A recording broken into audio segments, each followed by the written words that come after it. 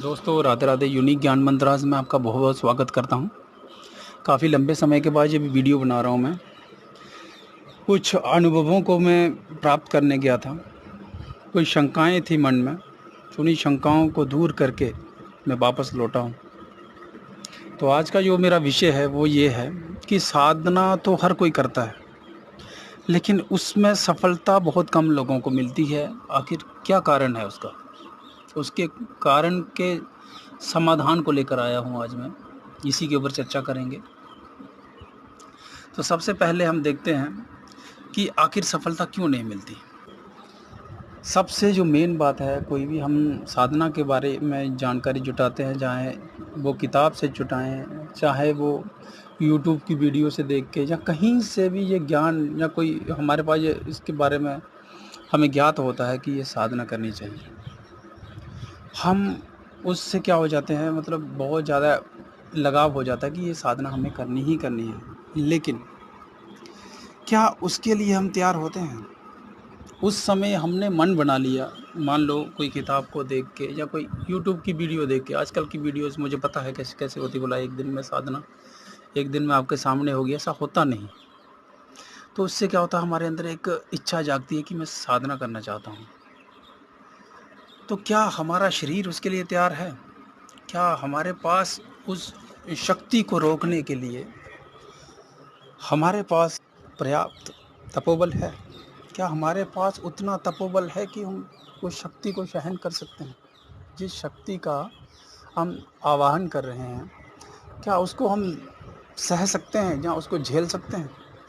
मैं सत्य बात कहूँ, अगर साक्षात मैं कोई भी साधना जो सिद्ध हो जाती है उसकी बात ही नहीं करूँगा, अगर कोई प्रेतात्मा भी आपके सामने आके खड़ी हो जाए ना, तो तुम उसको भी सहन नहीं कर सकते। किसी साधना की तो बात ही छोड़िए। तो मेन पॉइंट बताऊंगा आपने करना क्या है, तो उसके मुताबिक ही आपको करोगे तो आप ज़रूर, आपको सफलता मिलेगी इसमें। मेरे पास कोई भी व्यक्ति आता है तो मैं उनको एक वीक की मेडिटेशन बोलता हूँ। तो कम से कम 3-4 दिन तक डीप मेडिटेशन, जैसे मैं बताता हूँ उस प्रकार की मेडिटेशन करोगे, तो वर्तमान में आपका जो शरीर, श्वास या आत्मा अलग अलग दिशाएं में जो भाग रही हैं, पहले उनको एक दिशा में लाना है। जो लोग योगा के बारे में जानते होंगे उनको पता है, क्योंकि कोई भी चीज़ को करने के लिए सबसे पहले कंसंट्रेशन। दूसरी बात, भौतिक बात से बाहर निकलना, क्योंकि वर्तमान में हम भौतिकवाद में उलझे हुए हैं। फ़ोन के बिना नहीं रह सकते, ये है, मतलब भौतिकवाद के ऊपर ही निर्भर है हमारा पूरा जीवन। उससे थोड़ा बाहर निकलोगे, आध्यात्मिक की तरफ जाओगे, तो क्या होता है, हमारा तपोबल बढ़ता है। जैसे हम मेडिटेशन करते हैं। दूसरा, मैं अपनी हर साधक को यही बोलता हूँ कि ब्रह्मचर्य का पालन क्यों करना है? क्योंकि जो हमारा शरीर है, ब्रह्मचर्य से हमारे जो शरीर की कार्य क्षमता वो बढ़ जाती है। जो अगला अहम पॉइंट है वो है हमारे शरीर में संचित ऊर्जा। हर किसी के अंदर एक ऊर्जा होती है जिसको हम ओरा बोलते हैं, जहाँ जो इनविजिबल पावर है वो रहती है हर किसी के अंदर। किसी से हाथ नहीं मिलाना, आप यकीन मानोगे, अगर आप कम बात करोगे या किसी से हाथ नहीं मिलाओगे, तो आपके शरीर की जो संचित ऊर्जा है, जो अपने आप में एक ऊर्जा इकट्ठी होती है, वो दूसरे के शरीर में जो है वो प्रवेश नहीं करेगी। और सबसे ज़्यादा अहम बात साधना में पता क्या है? संकल्प। जो हम स्टार्टिंग में जो हम संकल्प लेते हैं, क्योंकि साधना तो कोई भी आ जाता है कि मैं साधना करना चाहता हूँ जी, मैं बहुत परेशान हूँ लाइफ में, ये है वो है।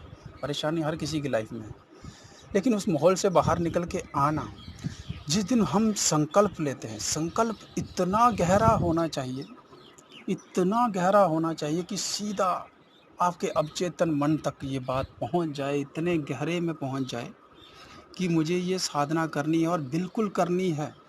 बिल्कुल तन मन धन, जिसको भी हम बोलते हैं ना, पूरी अपनी शक्ति के साथ करनी है।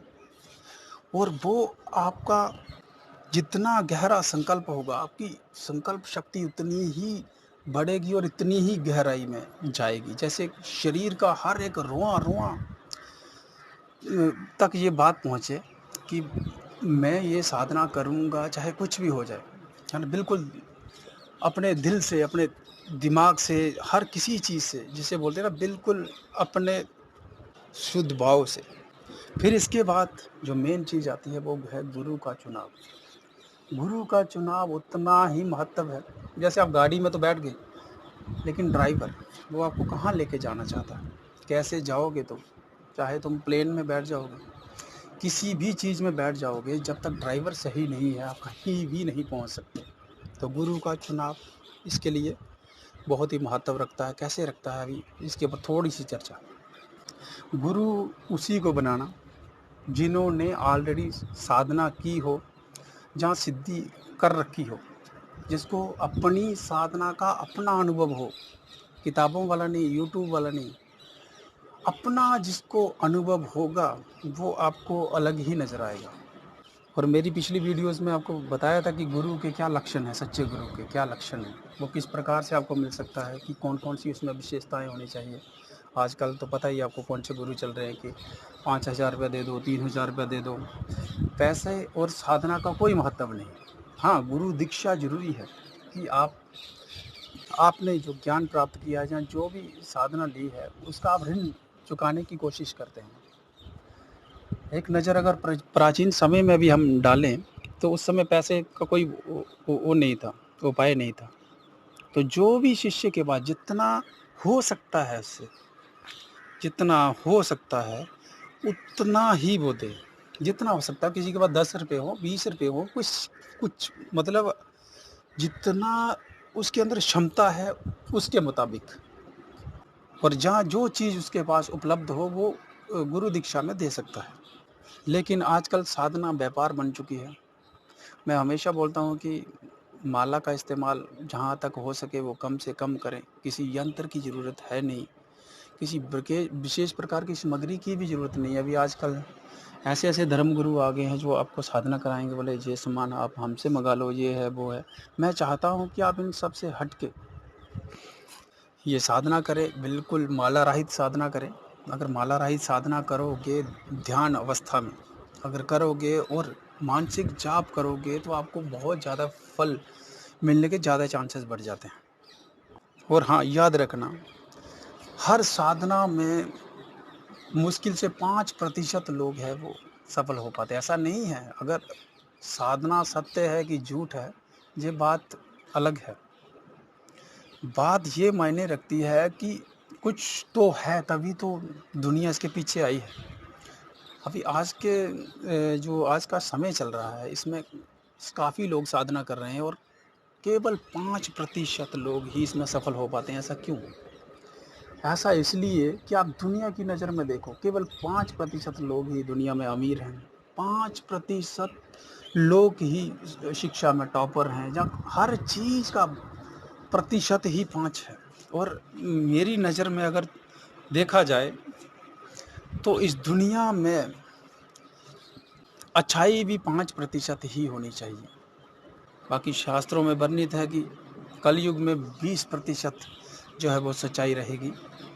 और हाँ, एक मेन बात, साधना जहाँ तक हो सके, संभव नहीं, ज़रूरी है साधक को कि साधना को गुप्त रखे और अपने आप में एक तैयारी रखें कि मान लो अगर अवसर आपके सामने आ जाए, क्या आप उसको झेलने के काबिल हो? मतलब एकदम से अगर कोई आ जाए तो तुम चौंक नहीं जाओगे। इसका आप अपने साथ एक एक्सपेरिमेंट करें कि सामने से अचानक कोई आ जाए तो तुम तो ऐसे डर जाओगे। वो वाला एक भाव सामने लाना कि सपोज, मतलब आप ऐसा सोचो कि अगर आ जाए कोई तो क्या होगा।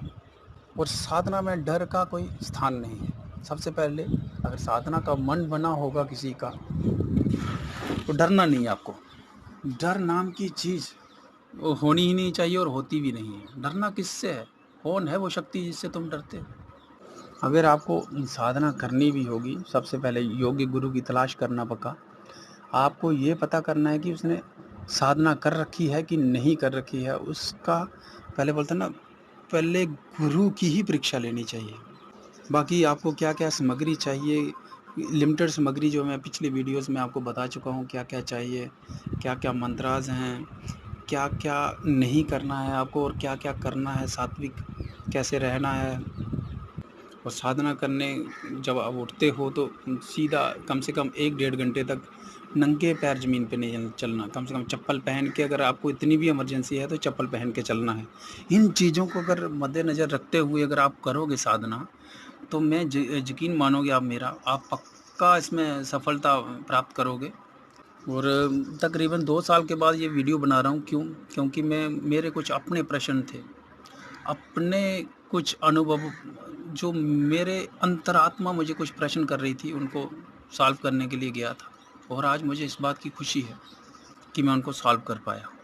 काफ़ी लोगों के ईमेल्स आए थे, काफ़ी लोगों के व्हाट्सएप मैसेज आए होंगे। इस दौरान मैं एक अपने करीबी को बता के गया था कि आप जो भी ईमेल्स या कहीं से भी कोई मैसेज आता है तो उनका आप रिप्लाई करें। तो अगर इसी बीच नहीं भी हो पाया होगा तो इसके लिए हम क्षमा चाहते हैं। तो आज की वीडियो में फ़िलहाल इतना ही। ठीक है फिर, राधे राधे।